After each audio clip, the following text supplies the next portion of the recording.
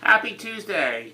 I want to talk a little bit about permanent full-time salary negotiations, and I want to look at it from the perspective of both hiring manager, recruiter, and candidate.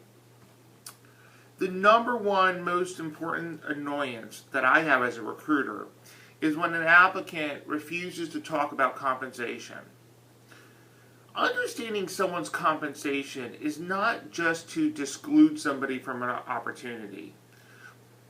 Oftentimes it gives us kind of the motivation of an applicant. So I'll give you an example. If a guy is making 130 but he's applying for a job that's paying 110, what are his motivations for that job?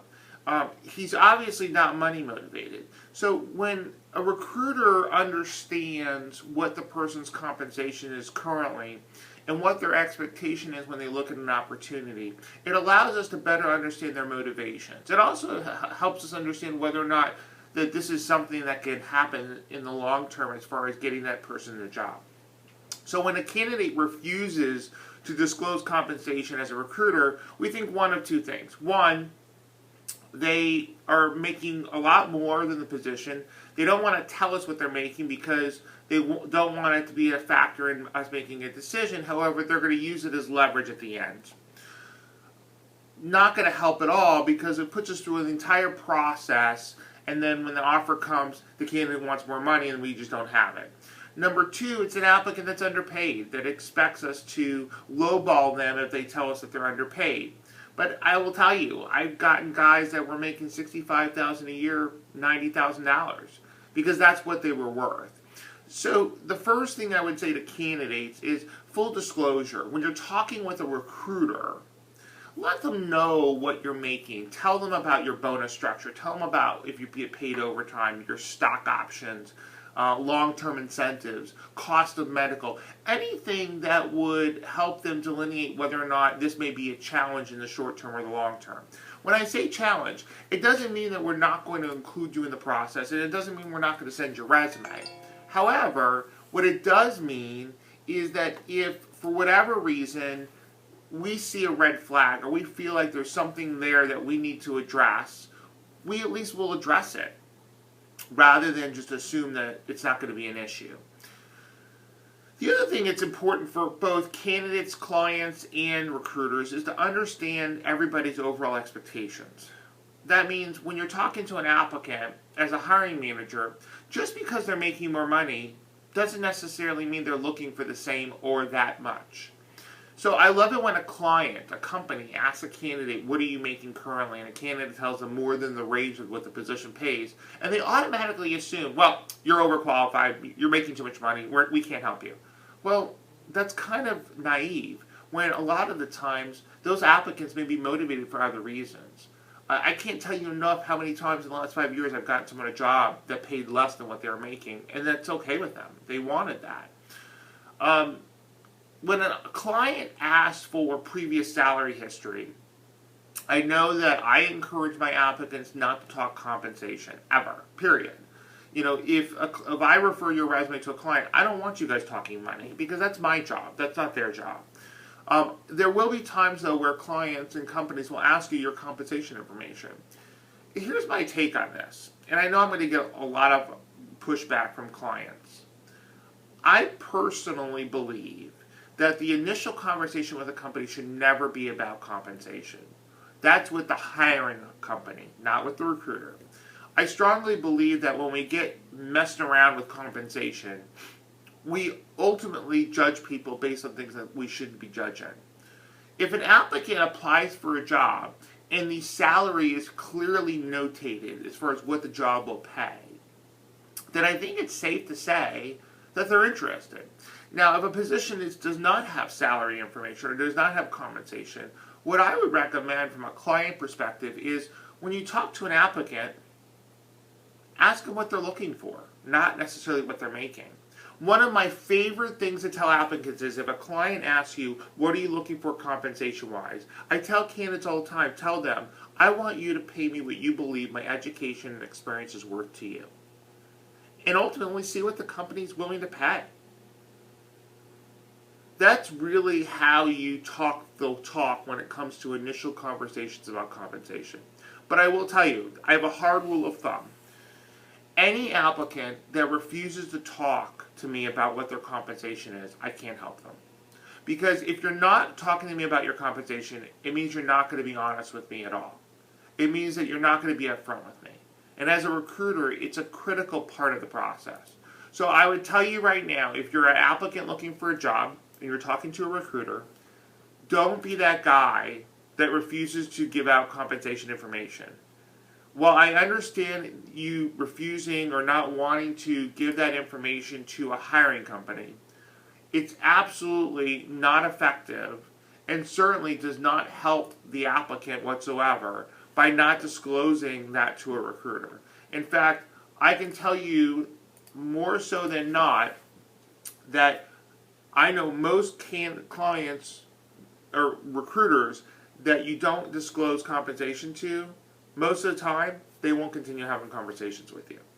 So do yourself a favor, and if a recruiter asks you compensation information, don't be so non-disclosure. Give them what they want.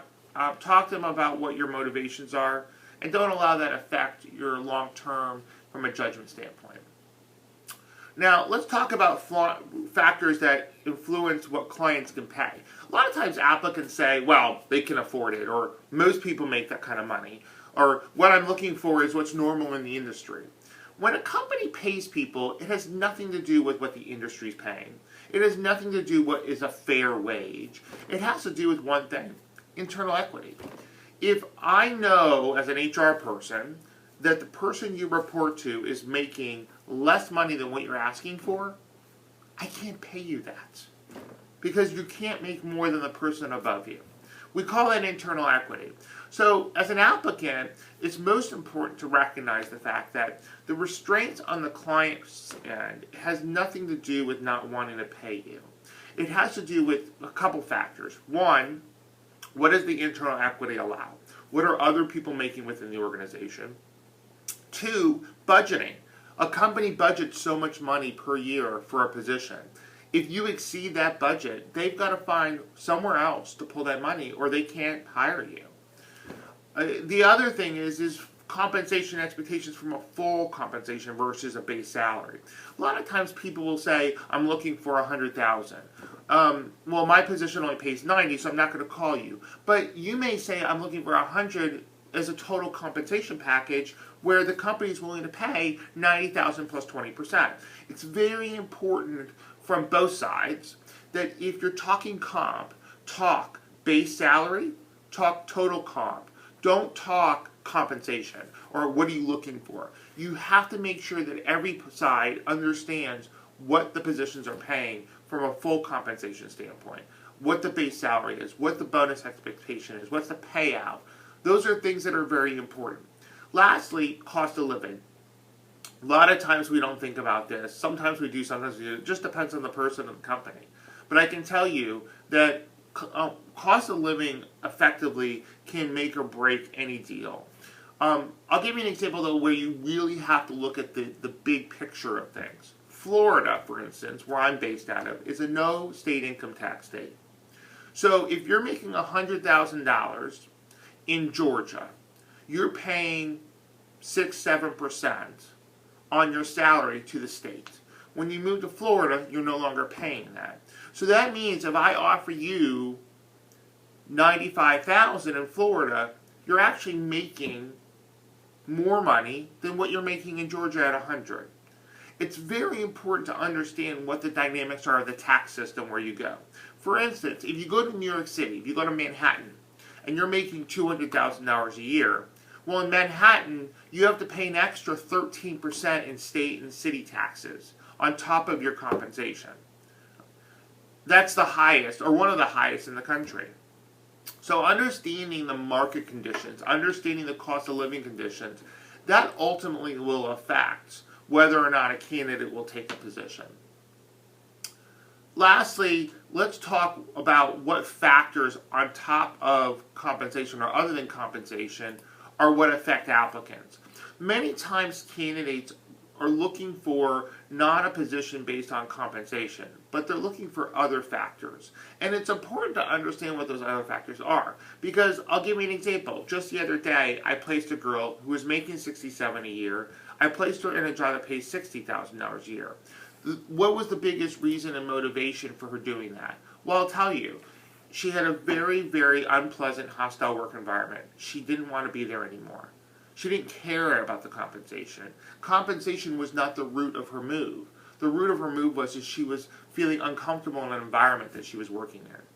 So some of the things that a lot of times applicants are looking for, or why they're looking, is a better work-life balance, for instance. You know, I have a guy right now who's wanting to get off the road. He travels 80 to 90% of the time. So he's willing to take a lateral move compensation-wise if it means being at home every night with his family.